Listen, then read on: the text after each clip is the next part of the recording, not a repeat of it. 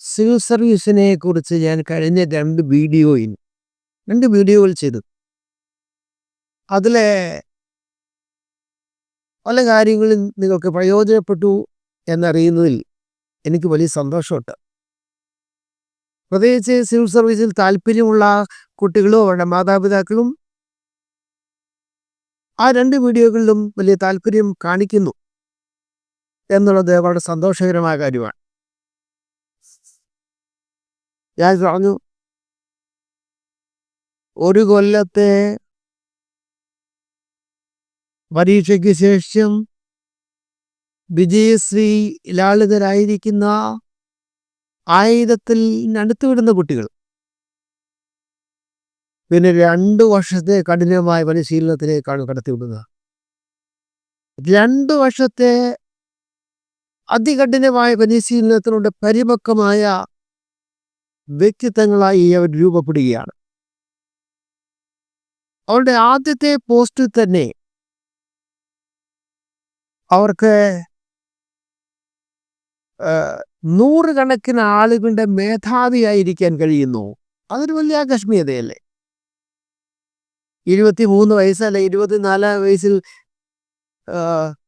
ഒരു ചെറുപ്പക്കാരൻ സിവിൽ സർവീസിൽ പ്രവേശിക്കുമ്പോൾ 100 ആളുകളുടെ മേധാവിയായിട്ട് മാറുകയാണ്.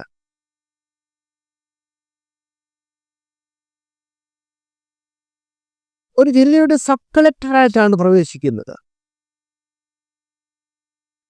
അധികാര നിർവഹണത്തിൽ കളക്ടറെ സഹായിക്കുന്നു. ചെറുപ്രായത്തിൽ തന്നെ വലിയ ഒരു ഉത്തരവാദിത്തം ഏറ്റെടുത്തുകൊണ്ട് ഭരണത്തിന്റെ ഭാഗധേയത്വം നിർണ്ണയിക്കുക.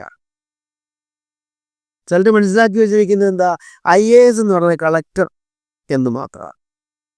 അങ്ങനല്ല. കളക്ടർ അതിൻ്റെ തുടക്കത്തിലെ ഒരു ഭാഗം മാത്രം. എല്ലാ കാലത്തും അവർ കളക്ടർമാരായിരിക്കില്ല. ആദ്യത്തെ കുറെ വർഷങ്ങൾ കഴിയുമ്പോൾ, ആ പദവിയിലൊന്ന് തിളങ്ങി കഴിയുമ്പോൾ പെട്ടെന്ന് അവർ പോളിസി മേക്കേഴ്സായിട്ട് മാറുക. പോളിസി മേക്കിങ്ങിൽ നയരൂപീകരണത്തിന് പങ്കാളികളായിട്ട് അവർ മാറുകയാണ്. അതുപോലെ IPS എന്ന് പറയുന്നത് ചിലർ മനസ്സിലാക്കിയിരിക്കുന്നത് എന്നും SP ആയിരിക്കും, അല്ലെ കമ്മീഷണർ ആയിരിക്കുമോ, അല്ലെ DGP ആയിരിക്കും എന്നൊക്കെയാണ്. എന്നാൽ പലപ്പോഴും അവരൊക്കെ മറ്റ് ചില വകുപ്പുകളിലേക്കും മാറ്റപ്പെടും. IPS ഉദ്യോഗസ്ഥന്മാർക്കൊക്കെ സംഭവിച്ചിട്ടുണ്ട്. അവരങ്ങനെ പോലീസിന് മാത്രം ഇരിക്കുന്നില്ല, മറ്റു ചില വകുപ്പുകളിലേക്ക് മാറ്റാറുണ്ട്. ഞാൻ ഉദാഹരണം പറഞ്ഞു, ഋഷിരാജ് സിംഗിന്റെ പേര് കേൾക്കാതെ ആരുമില്ല. ഋഷിരാജ് സിംഗ് IPS എല്ലാ ആളുകൾക്കും സുപരിചിതനാണ്. അദ്ദേഹം ഒരു ഘട്ടത്തിൽ ജലഗതാഗത കമ്മീഷണറായിരുന്നു, വൈദ്യുതി ബോർഡിൽ വിജിലൻസ് ഓഫീസറായിരുന്നു. IPS അപ്പം അങ്ങനെയുള്ള പദവികളിലൊക്കെ ഇവരിങ്ങനെ വിന്യസിക്കപ്പെട്ടുകൊണ്ടിരിക്കും. TP സെൻകുമാർ IPS KSRTCയുടെ MD ആയിരുന്നു. ഞാൻ എത്ര ഉദാഹരണം വേണമെങ്കിലും പറയാം. IAS എന്ന് പറഞ്ഞാൽ സ്ഥിരം കളക്ടർ അല്ല, മറ്റു പല പദവികളിലേക്ക് അവരെ വിന്യസിക്കുകയും IPS എന്ന് പറഞ്ഞാൽ ASPയോ കമ്മീഷണറോ അല്ല, മറ്റു ചില പദവികളൊക്കെ അവരെ തേടി വരും. ഇനിയും IFS എന്ന് പറഞ്ഞാൽ എന്താ, ആദ്യ ദിവസം മുതൽ ഹൈക്കമ്മീഷണർ ആകുവാണോ? ആദ്യ ദിവസം മുതൽ രാജ്യത്തെ അംബാസഡറോ ഹൈക്കമ്മീഷണറായിട്ടൊന്നും അല്ല അവരെയൊക്കെ അപ്പോയിന്റ് ചെയ്യുന്നത്. അവരുടെ കരിയർ വളരെ ക്രമാനുഗതമായിട്ടാണ് വളരുന്നത്. കരിയറിൻ്റെ ആദ്യഘട്ടത്തിൽ വളരെ ചെറിയ പോസ്റ്റുകളിലേക്ക് അവരെ വിദേശ ഫോറിൻ സർവീസിൻ്റെ വ്യവസ്ഥയ്ക്കനുസരിച്ച് അവരെങ്ങനെ ചെറിയ പോസ്റ്റുകളിലേക്കൊക്കെയാണ് പോസ്റ്റ് ചെയ്യുന്നത്. അവ സർവീസിൽ അവർക്ക് ലഭിക്കുന്ന ആ ട്രെയിനിങ്ങിലൂടെയാണ് കുറച്ച് നാൾ കഴിയുമ്പോൾ അവരൊക്കെ അംബാസിഡർമാരും ഹൈക്കമ്മീഷണർമാരും ഒക്കെ ആയിട്ട് നമ്മൾ അറിയുന്നത് ഒന്നാണ്. അങ്ങനെയുള്ള പോസ്റ്റിലൊക്കെ വരുന്ന ആളുകൾക്ക് ഉത്തരവാദിത്തങ്ങൾ വളരെ വലുതാണ്. ഒരു രാജ്യത്തെ അംബാസഡർ എന്ന് പറഞ്ഞാൽ ഒരു ഗവൺമെന്റിന്റെ വക്താവാണ്. ഞാൻ ഏത് രാജ്യത്തെ റെപ്രസെന്റ് ചെയ്യുന്നോ ആ രാജ്യത്തിന്റെ സന്ദേശങ്ങൾ അവിടെ കൊടുക്കുന്ന ഏറ്റവും പ്രധാനപ്പെട്ട പ്രതിനിധിയാണ് അദ്ദേഹം. അങ്ങനെ അവരെ ഉയരുന്നു. ഞാൻ പറയുന്ന ഒരു കാര്യം, നമ്മൾ ഇതൊക്കെ തിരഞ്ഞെടുക്കുമ്പോൾ IAS തിരഞ്ഞെടുക്കുക, അല്ലെ IPS തിരഞ്ഞെടുക്കുക, അല്ലെ IFS തിരഞ്ഞെടുക്കുക എന്നൊക്കെ പറഞ്ഞാൽ ആ പദവിയുടെ ഒരു തിളക്കം കൊണ്ടാണ് പലരും ഇതെടുക്കുന്നത്.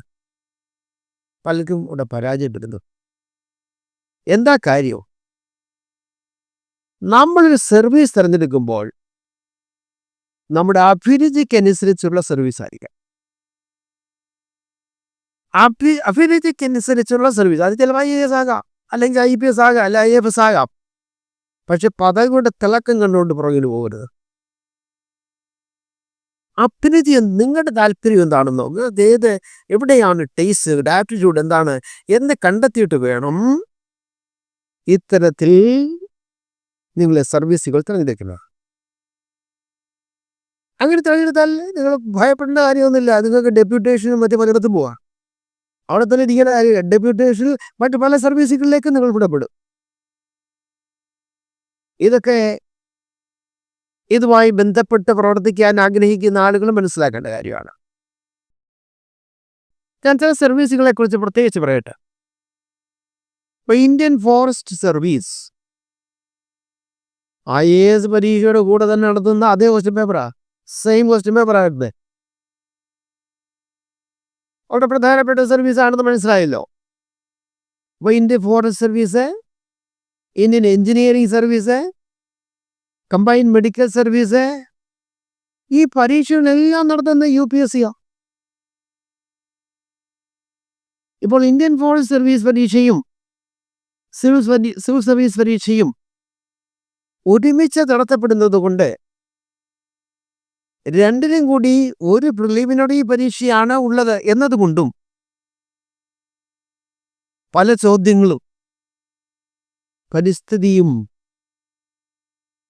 ക്ലൈമറ്റും വനങ്ങളും ഒക്കെയായിട്ട് ബന്ധപ്പെട്ടതാ.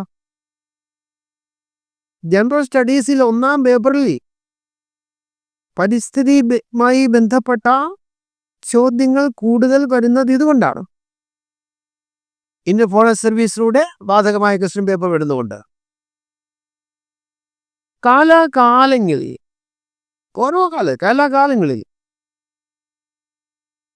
പ്രിലിമിനറി പരീക്ഷയുടെ ഘടനയിൽ മാറ്റം വരുത്താറുണ്ട്. എന്തും ഒരേ പരീക്ഷ ഘടനയല്ല, അത് മനസ്സിലാക്കണം. പരീക്ഷയുടെ സ്ട്രക്ചറിൽ മാറ്റം വരുത്തും. കഴിഞ്ഞ തവണ കണ്ട ഒരു പ്രത്യേകത, മൊത്തം പേപ്പറുകളുടെ എണ്ണത്തിൽ മാറ്റം വരുത്താതെ മാർക്കുകളിൽ മാറ്റം വരുത്തി. പേപ്പറുകളുടെ എണ്ണത്തിൽ മാറ്റം വരുത്തിയില്ല, പക്ഷെ മാർക്കിന്റെ കാര്യത്തിൽ മാറ്റം വരുത്തി.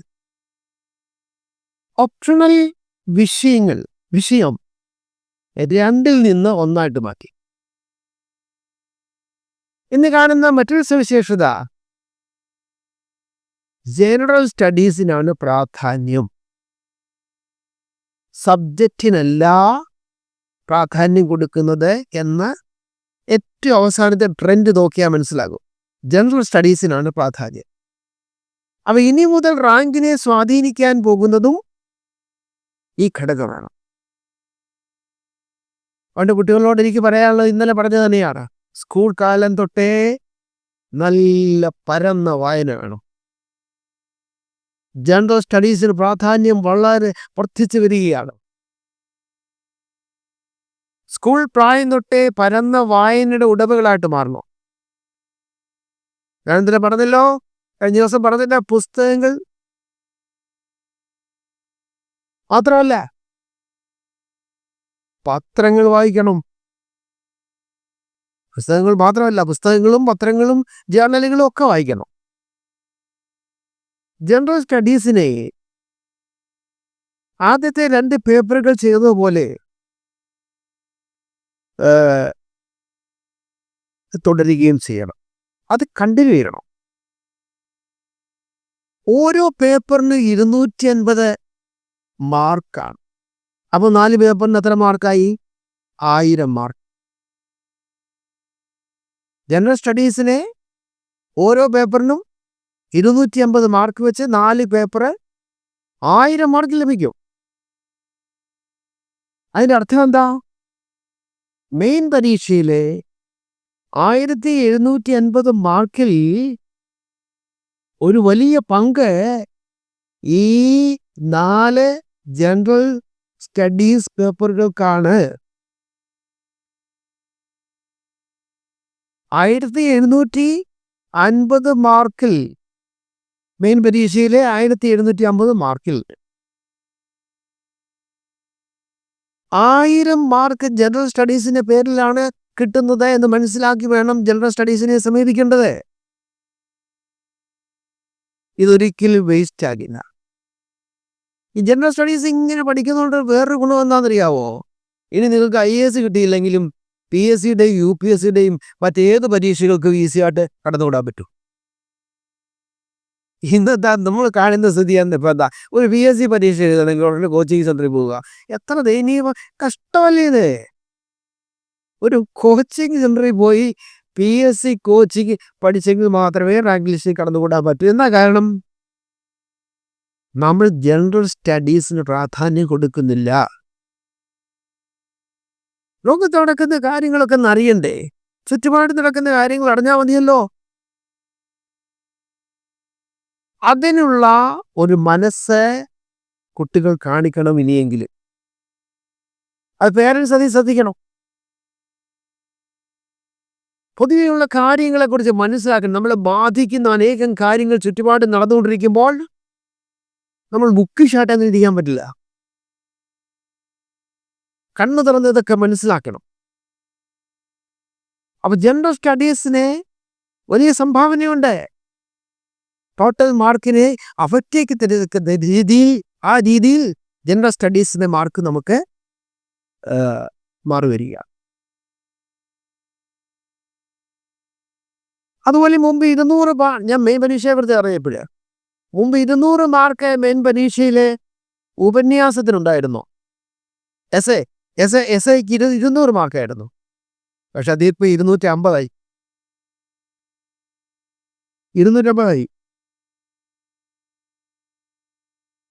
ഒരു തരം എഴുതിയാൽ മതിയായിരുന്നു പണ്ട്. എന്നാൽ ഇപ്പോൾ 2 വേണം പുതിയ റൂൾ അനുസരിച്ച്. അതുകൊണ്ട് വാക്കുകളുടെ എണ്ണവും കൂടും. അപ്പോൾ SC ഒക്കെ എഴുതണേലോ ഐഡിയാസ് എഴുതണ്ടേ? ഇന്നലെ ഞാൻ പറഞ്ഞല്ലോ, നിങ്ങൾ കുറേ ഭാഷയുടെ അഭ്യാസം കാണിച്ചിട്ട് കാര്യമൊന്നുമില്ല. ആശയസമ്പന്നമാകണം. SIക്ക് എത്ര പ്രാധാന്യം വന്നിരിക്കുന്നു? 200 മാർക്കുള്ള SI 250 മാർക്കായി കഴിഞ്ഞു. അപ്പോൾ ഇതെല്ലാം കൂടെ കണക്കെടുത്ത് വേണം നമ്മൾ തയ്യാറാകേണ്ടത് മെയിൻ പരീക്ഷ. അപ്പോൾ ഇന്ന് ഞാൻ പറഞ്ഞ കാര്യങ്ങൾ കഴിഞ്ഞ 2 വീഡിയോയിൽ പറഞ്ഞ കാര്യങ്ങളുടെ ഒരു സപ്ലിമെൻ്റ് ആയിട്ട് കണ്ടാൽ മതി. തന്നെ ഒന്ന് ആഡ് ചെയ്യുന്ന കുറച്ചുകൂടെ ഇനിയും മനസ്സിലാക്കുന്ന ഒത്തിരി കാര്യങ്ങൾ. ഏതെല്ലാമാണ് അലൈഡ് സർവീസസ്? അത് മനസ്സിലാക്കണം. 23 സർവീസസ് ഉണ്ട്. അത് ഏതെല്ലാമാണെന്ന് മനസ്സിലാക്കണം. അതുപോലെ PSC പരീക്ഷയുടെ ആപ്ലിക്കേഷൻ ഫോം പൂരിപ്പിക്കുമ്പോൾ ശ്രദ്ധിക്കേണ്ട ചില കാര്യങ്ങളുണ്ട്. അതിൽ കുഴപ്പമുണ്ടാകും. വലിയ കുഴപ്പത്തിലേക്ക് ചാടിയിട്ടുണ്ട് വലിയ. PSCയുടെ ആപ്ലിക്കേഷൻ ഫോം പൂരിപ്പിക്കുമ്പോൾ സിവിൽ സർവീസിലുള്ള PSC ആപ്ലിക്കേഷൻ ഫോം പൂരിപ്പിക്കുമ്പോൾ ശ്രദ്ധിക്കേണ്ട അതിപ്രധാനപ്പെട്ട കാര്യങ്ങളുണ്ട്. അത്തരം കാര്യങ്ങളൊക്കെ മറ്റൊരു വീഡിയോയിൽ നമുക്ക് ചെയ്യാം എന്ന് പ്രതീക്ഷിച്ചുകൊണ്ട് ഈ വീഡിയോ നിങ്ങൾക്ക് ഒന്നുകൂടെ കാര്യങ്ങൾ വിസ്തരിച്ച് മനസ്സിലാക്കാൻ വേണ്ടി സമർപ്പിക്കുന്നു.